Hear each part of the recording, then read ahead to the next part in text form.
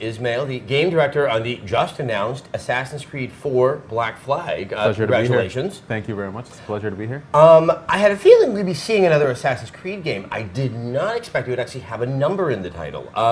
This is a new adventure, a new character. It's not Connor from Assassin's Creed 3. What was the thinking to do something so entirely new for the next game?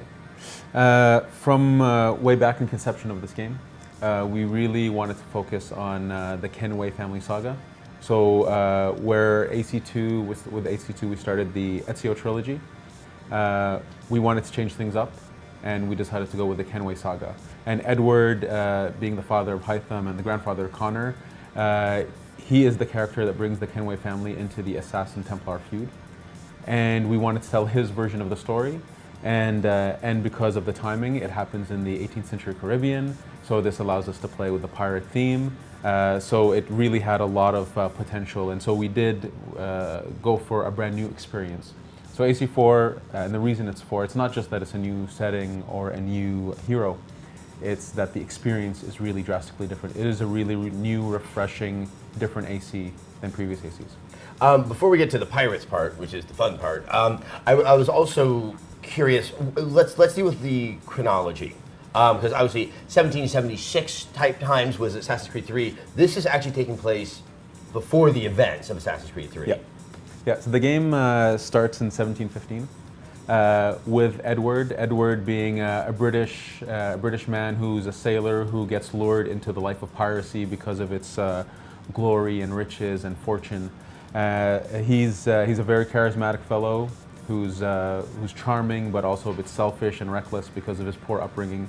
Because of all this, he does become a pirate, and we meet him at this stage, 1715, and that's where the story really kicks off, and he meets assassins, and the story really progresses from there. So let's get to pirates.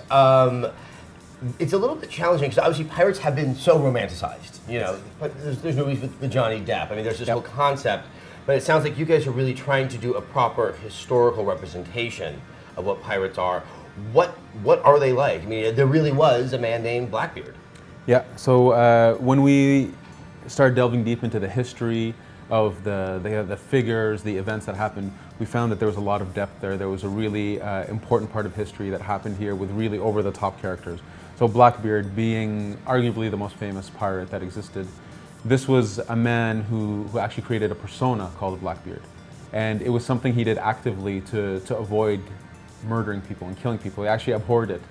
And so this element of the persona and then the man behind the persona, we wanted to tell this because it's really interesting, it's really character driven, and there is a grittiness and a reality to it that we felt is missing in mainstream media.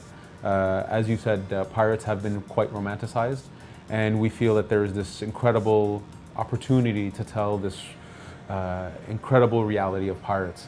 And this is what we strive to do. We're really telling, the kind of HBO version of pirates, as opposed to the Disney-fied version of it. Now the gameplay sounds like it has drastically changed. The Assassin's Creed games, for all intents and purposes, were open-world games. But this seems, this is like open ocean game. I mean, there's a lot of naval aspects to it and how you sort of traverse the Caribbean. If you could just go into some detail of how we're going to be playing something different than all the other AC games. Yeah, so this is the way we look at it is the first true naval open world game.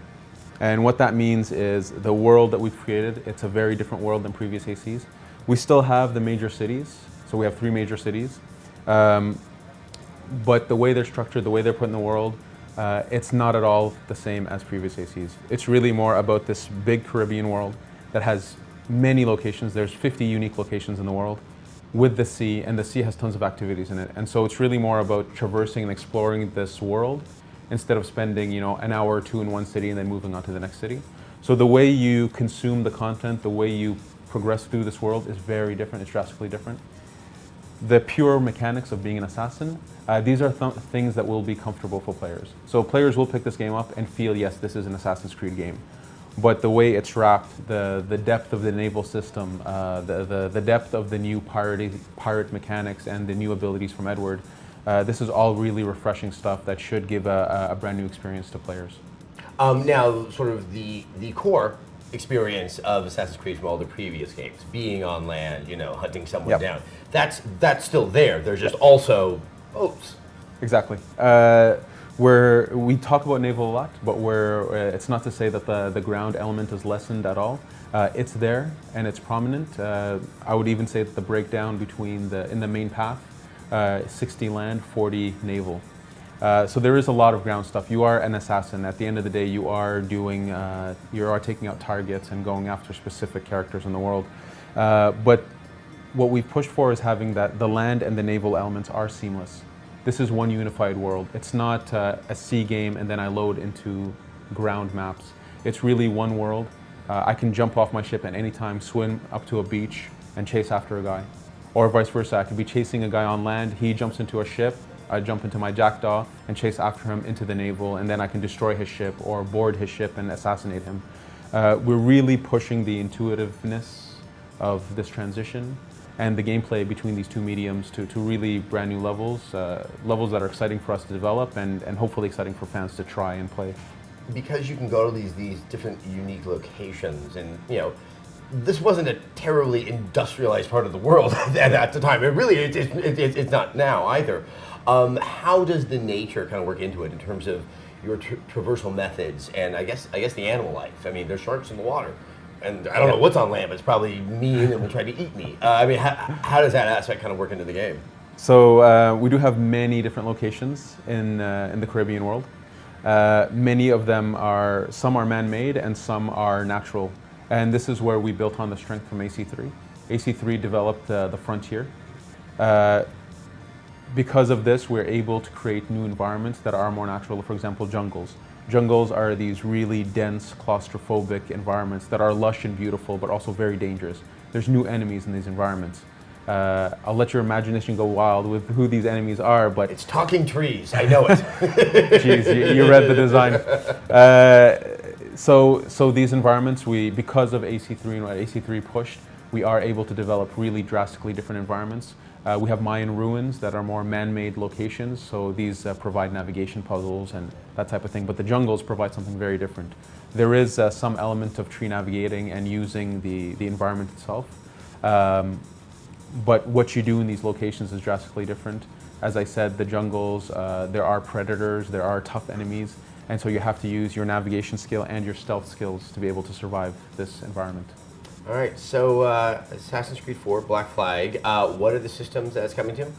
So we are confirmed on Xbox 360, PS3, Wii U, PC, and PS4. All right, well, it's running the whole gamut. I can't wait to see more. Thank you so much for your time. Thank you, it's a pleasure.